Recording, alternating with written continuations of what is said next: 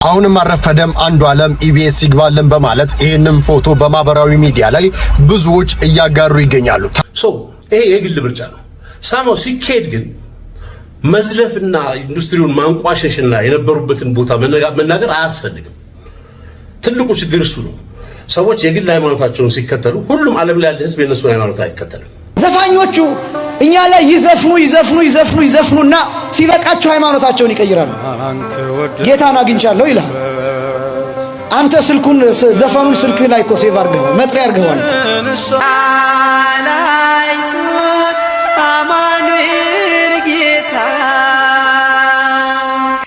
ሰላም እግዚአብሔር ቤተሰቦች የእናታችን የቅድስት ድንግል ማርያም ወዳጆች እንደምቆያችሁ እንደምስከዚህ አደረሳችሁ። እኔ አለው እግዚአብሔር ይመስገን። ለዚህ ዩቲዩብ ቻናል አዲስ የሆናችሁ እኔ ሶስና ካሱ ባላለው የተዋሕዶ ቤተሰብ የሚል የዩቲዩብ ቻናላችን ሰብስክራይብ ያደርጋችሁ ቤተሰብ መሆን ትችላላችሁ።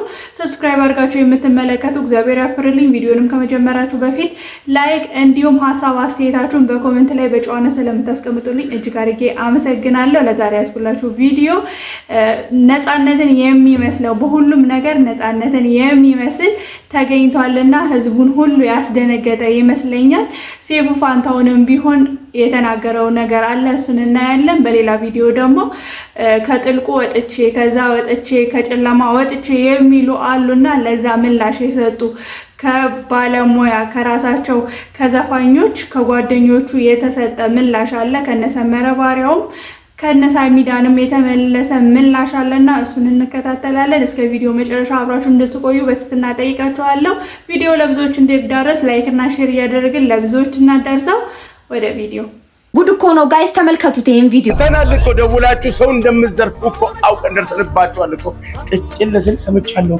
ምን አለ ባቆም፣ ምን አለ አቆም ቢሆን ኑሮ፣ ምን አለ ባይ 10 ቁጥር መፍቻ ጠፋ በሚል ተልካሻ ምክንያት ገባ። እኛ ለተቆጥሮናቸው የነፃነትን ጉዳይ እናስቀጥለዋለን። እኛ አለን እኮ እኛ ያለን የሱ ጉዳይ እንዴት ይቆማል? እንኳን በሰላም መጣችሁ። እያንዳንዳችሁ በዚህ በኩል የሮባ ቤተሰቦች ይታዩናል፣ በዛ በኩል የቴሪ ቤተሰቦች ይታዩናል። የቴሪ ቤተሰቦች የሮባ ቤተሰቦች አንዳንድ ሰው ወክላችሁ እዚህ ትመጣላችሁ። የመጀመሪያውን ይሄን ቪዲዮ ሲያይ እንደኔ የደነገጠ ሰው አለ? ታዲያ በዚህ ሰዓት ነፃነት ወርቅነህ ተተኪውን ወይንም ደግሞ ራሱኑ ያገኘ ነው ይመስላል። ይህ ሰው አንዱዓለም ይባላል። የነቀምት ተወላጅ ሲሆን አነጋገሩ፣ አክቲንጉ፣ ፊዚካሉ እንዳለ ነገሩ ነፃነት ወርቅነህ ነው ይመስለው። በጣም በሚገርም ሁኔታ ሰዎች ሊመሳሰሉ ይችላሉ። በዚህ ልክ ግን እኔ አይቻላቅም። ምናልባት እኛንም ነፂን ያስታውሰናል። ለዚህ ግለሰብም ደግሞ ጥሩ አድቫንቴጅ ስለሆነ ምናልባት ኢቢኤስ የመታወቅ እድል ቢሰጠው ባይ ነኝ። እናንተ ምን ትላላችሁ? ሐሳባችሁን በኮሜንት ላይ ያሳውቁ። አሁንም አረፈደም አንዱዓለም ኢቢኤስ ይግባልን በማለት ይሄንን ፎቶ በማህበራዊ ሚዲያ ላይ ብዙዎች እያጋሩ ይገኛሉ። ታዲያ አንዱዓለም እውነት የነፃነት ወርቅነህን ቦታ መተካት ይችላል? ብዙዎች እንደሚፈልጉትስ እሱም መተካት ይቻላል የሚለውን እስቲ ሐሳባችሁን ኮሜንት ላይ አስፍሩልኝ። ታዲያ ከትላንትና ጀምሮ እስከ ዛሬ ድረስ ማለት ነው የአንዱዓለም ጉዳይ በማህበራዊ ሚዲያ ላይ በሰፊው መነጋገሪያ ሆኗል። ነፃነት መተካት ያለበት በዚህ ልጅ ነው ብሎ ደምድሞ ነው። እስኪ ይሄን ያህል ተማምኖ ከላከልን ምን ያህል ነፃነትን ቢመስል ነው? አይተነው እንመለስ እስኪ እንየው። እስኪ ትመጣላችሁ ስለኛና ሀብታም ታዋቂ ትሆናላችሁ፣ ትዋናላችሁ። እዚህ ነቀምት እዚህ ትዋኛላችሁ። እንደ ድሮ ሶርጋ ሄዳችሁ ማግኘት እዚሁ እየዋኛችሁ ዳይቭ እየገባችሁ በላይፍ ሴቨር ነው። ተበላን አልተበላን ውሃውን ጠጣናል። ከጠጡ ችግር አለው እንደ ዳኒ ችግር የለውም። ጠጡ አለን። እዚህ 40,000 ልጅ ታቀር ስላለ እሱ ችግር የለብንም። መጣችሁ ትጠጣለ ማን ነው ትዋኛላችሁ። እማችልትን እናለማምዳለን። ስፔሻሊ ቺኮች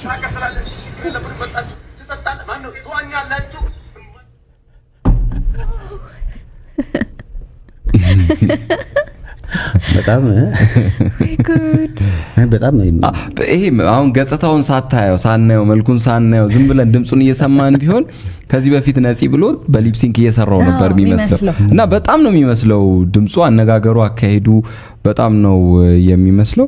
የሆነ የኮንስትራክሽን ሰራተኛ ነው አይደል የሚመስለው። የሆነ ታይፊቱ አገጩና እዚህ አገጩ ስር ደግሞ እና ደግሞ ያው መልክም መመሳሰሉ ደግሞ በጣም የሚገርም ነው። ሰው እሺ ድምጽ ይሁን ሳይዝ አሁን ይኸው እስኪ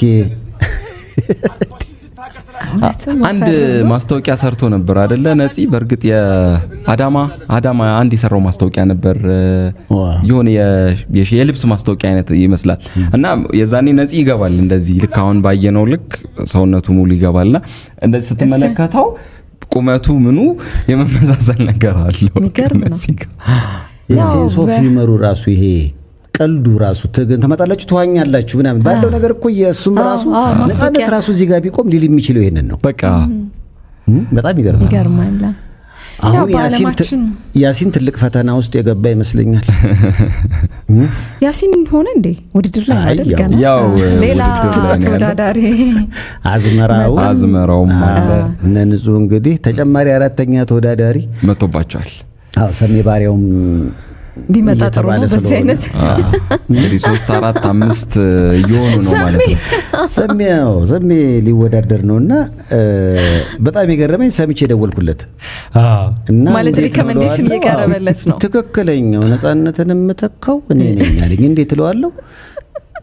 በከለር ሂድ አለኝ። ገና እሺ ዘፌስ ጥቁር መለው እኔ ነኝ ከሁሉም ጥቁር ክራይቴሪያው። ስለዚህ ያልፋል። ያው እንግዲህ ተከታትለን እንደተመለስ ነው ልጁ እውነትም ነፃነትን ነውና የሚመስለው ሁሉም ነገር አክቲንጉም ቢሆን ንግግሩም ቢሆን መልካቸውም ቢሆን የሆነ የመቀራረብ ነገር አለውና ብዙ ጊዜ በኮሜንት ላይ እያየውኝ ነበረና ያሲን ነበረ ሊተካው ይችላል ተብሎ እየታሰበ የነበረው ብዙዎቹ ሰዎች ወደ ያሲኖ እየሄዱ ነውና ያሲኖ ይቅርታ አድርግልን ነፃነትን ግን አግኝተነዋል እየተባለ ነውና ይህ ጉዳይ ለብዙ ሰዎች ሼር እና ላይክ እያደረግን ይሄንን ነገር አዳርሰ ነው ኢቢኤስ ይሄንን ነገር ምላሽ ቢሰጥበት ብዬ አምናለሁ። ወደ ቀጣይ ቪዲዮዎች እንለፍ። በዚህ የሙዚቃ ኢንዱስትሪ አንተ ገብተህበት ቅድም እንዳልኩ ልትታወቅ ልናውቅ ልንወድ ልናደንቅ ስራዎችን እንትልል ችለናል። ወይስ አምጥቶሃል እዚህ ድረስ ማለት ነው። ለምን ሄድክ? ፐርሰናል ቾይስ መብት ነው። በሃይማኖት ምክንያት ሊሆን ይችላል፣ በጤና ጉዳይም ሊሆን ይችላል። ከፈለገ ምንም ይሁን ምክንያቱ እሱ ምክንያት የማንም ማተራለም ያንተ ቾይስ ነው። እሱ ምክንያት አንተንም በዛ ሴንስ ነበር ትችዋለህ ውስጥ ደግሞ ትተኸዋል ዘንድ ወንጎን ሙዚቃ ይቀጥላል፣ ኢንዱስትሪው ይቀጥላል። ሰዎችን በግል ምርጫቸው መሄዳቸውን ይቀጥላሉ፣ ይመለሳሉ። የሆነ ሳለ ያለው ሙዚቃው ኢንዱስትሪ ተመልሰው ይሄዳሉ። ይሄ የግል ምርጫ ነው። ሳማው ሲኬድ ግን መዝለፍና ኢንዱስትሪውን ማንቋሸሽና የነበሩበትን ቦታ መናገር አያስፈልግም። ትልቁ ችግር እሱ ነው። ሰዎች የግል ሃይማኖታቸውን ሲከተሉ ሁሉም ዓለም ላይ ያለ ህዝብ የነሱን ሃይማኖት አይከተልም። አንድ የተወሰነ ኤክስ የሚባል ሃይማኖት ቢኖርና ኤክስ የሚባለው ሃይማኖት በጨረቃ የሚያምን ቢሆን እኔ ኤክስ ሃይማኖት ተከታዮች ያሉበት ቦታ የተቀመጡበት ቦታ ገብቼ ጨረቃ ቆሻሻ ናት የገማች ናት ምናምን አይደለም። እነሱን አከብራለሁ። ቢያንስ ለጨረቃ ያለኝን ቫልዩ እኔ ራሴ አውቃለሁ። ለምን ነጋገራለሁ? እንደዛ ብዬ ሰዎችን የሚያኖራቸው ጎረቤት የሚያፈራላቸው ዘመድ የሚያፈራላቸው እዚህ መንገድ ላይ ጋሽ ምናምን የምንባባለው አክብሮት ነው። በሃይማኖታዊ አቋሙ ጓደኛ ያደረኩት ሰው የለም። ሃይማኖት ለራስህ ሁላችንም የሃይማኖት አቲቲዩዳችን ለራሳችን ነው። ኖርማሊ ይመስለኛል ደግሞ የትኛውም ሃይማኖት ሌሎች ሰዎችን አንቋሹ ሰዎች የሚሰሩትን ስራ ስደጉ አጠልሹ የሚል ነገር ያለ አይመስለኝም። ቢኮዝ ሙዚቃ በጣም ትልቅ ስራ ነው ኢንዱስትሪ ውስጥ። ላንተ አልነግርህም ስለኖርክበት ያልከውን አይደለም የምሰማው የኖርከውን ነው የማየው። ያልከው ባፍ በጣም ውስብስብ አጋንንት ያለበት ነው። በጣም ቆሻሻ ነው። ከስካር እኩል ነው። አሚን የምትችላቸውን ቃላቶች በሙሉ ትጠቅማለህ። አብረው የሚሰሩ ሰዎች እስከዛሬ ድረስ የኖርክበት ሙዚቀኛ ተብላ አይደንቲፋይ የተደረክበት ኮንሰርት የሰራበት አልበም ያስተዋወቅበት የዩቲዩብ ቻናል የፌስቡክ ፔጅ ያፈራው ያን የሚያክል ፎሎወር ያፈራው በሙዚቃ ነው። አሁን የምትጠቀምበት እሱን ነው። ይሄንን ንግግር ለመጠቀም በቆሻሻ የተፈራ ከሆነ እኮ መዝጋት አለብህ። እሱን በሙሉ ዘግተህ በአዲስ ነው መጀመሪያ ያለብህ። እንደ አዲስ የተወለደ ሰው እንደ አዲስ ነው የሚጀምረው እንጂ እንደ ዘፋኝ ነው ያንን ፔጅ ፎሎ ማድረገው እንጂ እንደሌላ ሰው አይደለም ፎሎ ማድረግ። ከሱ ነው የምንጀምረው እና ኖርማሊ ያንተ በጎ እንደሆነ እኮ ተስፋ አደርጋለሁ። በጎ እንደሆነ ማለት በቃ ለነፍስህ ሚኒንግ ነው የሰጠህ እምነትህ ነው። ሄደሃል። በቃ ከሄድክ ኖርማሊ ሰው ተመስግኖ ነው መሄድ ያለበት። ተሳድቦ መሄድ የለበትም። ምክንያቱም ልክም አይደለም። መከባበርን ያጠፋዋል ሲጀመር ሰዎችን በሚሰሩት ስራና በምናምን ስራ ማጠልሻት ልክ አይደለም። አሁን እንግዲህ ተከታትለን እንደተመለስነው ነው የሰመረ ባሪያውን ንግግር እንደተከታተልነው ከጥልቁ ወጥቼ ከጨለማ ወጥቼ እንደዚህ ነበርኩኝ እንዲህ ነበርኩኝ የሚሉ ሰዎች አሉና ለነዛ ሁሉ ምላሽ ይሆናል ብዬ ስላሰብኩኝ ነው። እንግዲህ ሁሉን ነገር ከጨረሱ በኋላ ሀብትም ቢሆን ንብረትም ቢሆን ካካበቱ በኋላ ወደ ሌላ ቦታ ሲሄዱ ከጥልቁ ወጥቼ እንዲህ ነበርኩኝ ጨለማው ላይ ነበርኩኝ ምናምን የሚሉ ሰዎች ብዙ አሉና ለነዛ ሁሉ መልስ ይሆናል ብዬ አስባለሁኝ። ሌላ ደግሞ ጓደኛቸው አብሮ የሚሰራ ጓደኛቸው የመለሰላቸው ምላሽ አለና እሱን ደግሞ ተከታትለን እንመለስ። ወይ የታገለው ነገር አልሳካ ሲለው እዛ ደግሞ ሄዶ ኦኬ እዚህ ዘፋኝ የነበረው እዛ ምንድነው የሚሆነው? ብዙ ጊዜ ዘማሪ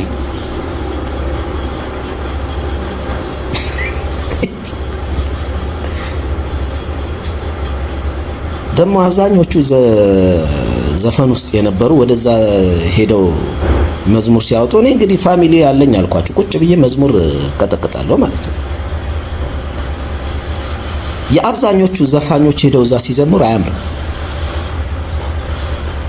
ደስ አይልም። ለምን መሰለህ? መዝሙር አሁን እኔ ዘምር ብትለኝ አላደርገው። መዝሙር ዘማሪዎቹ ራሳቸው ጸጋ ያ የመዝሙር የመዘመር ጸጋቸው ያስታውቃል።